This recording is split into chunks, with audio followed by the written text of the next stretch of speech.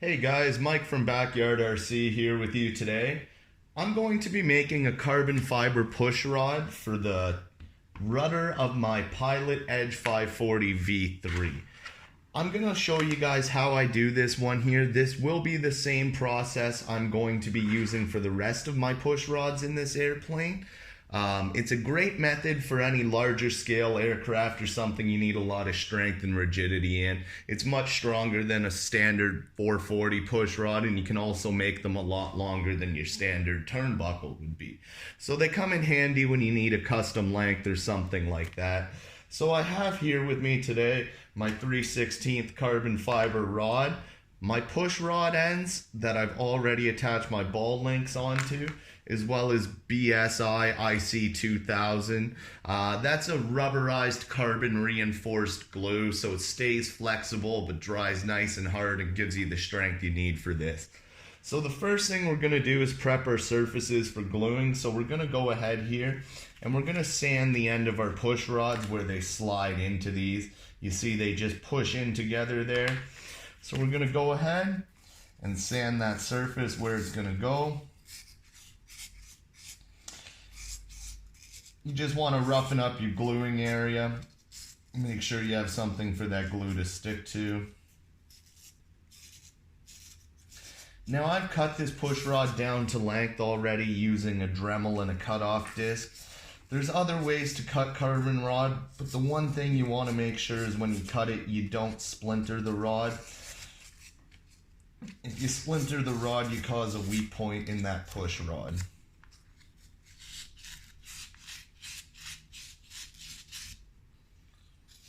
So now we've sanded up where that's going to go into the push rod end. I'm going to take a little piece of sandpaper here and just roll it up. And what I'm going to do with this is actually sand the inside of those push rod ends. Make sure that surface is prepared nicely as well. You'll have to play around a little bit to get the size of sandpaper you need. Now it just slips in there. I'm going to go ahead and roughen that surface up too.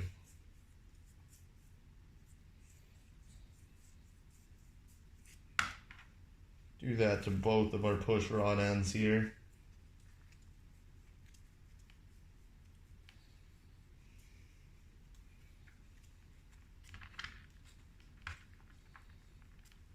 And now that we have those sanded, we're going to go ahead and clean them off, prepare them for gluing here. So I have a piece of paper towel, and I'm just going to use a little bit of rubbing alcohol on it.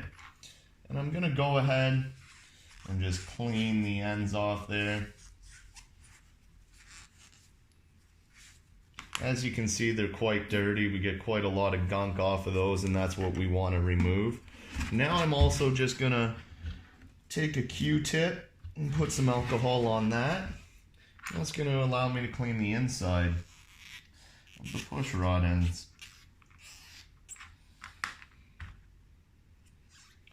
I'm just going to use the other side of that cotton swab to dry them a little bit. Again, you can see it took out quite a bit of black dirt. That's all the gunk we want to remove to have a good glue joint. So now we have our push rod ready to be glued. So we're going to take our IC2000 here and we're going to coat the inside of our first push rod end.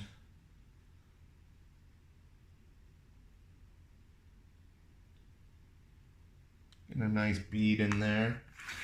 We're also going to go ahead coat the outside of this. I'll have about a 45-second work time with this glue, but it does take a few hours to actually fully cure. So we're going to go ahead and just slip our push rod together, twist it around a few times, make sure that glue's spread nice and evenly.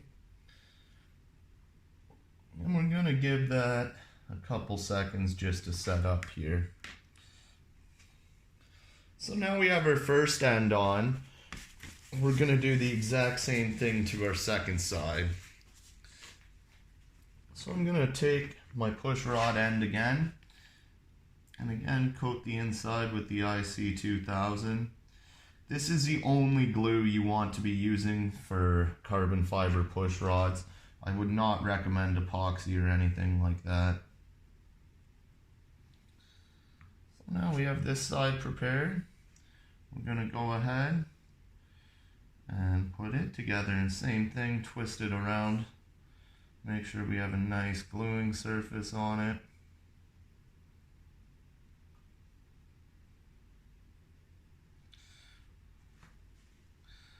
And now we have some air trapped in this, so it's going to try and force itself apart. So we're going to hold it together here for about a minute.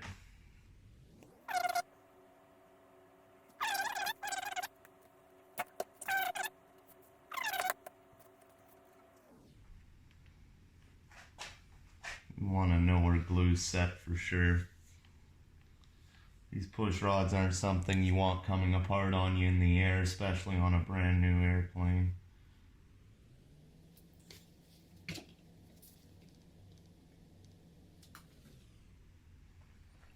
So now it's started to set. We'll go ahead and let that dry up. And there we have one push rod for a rudder.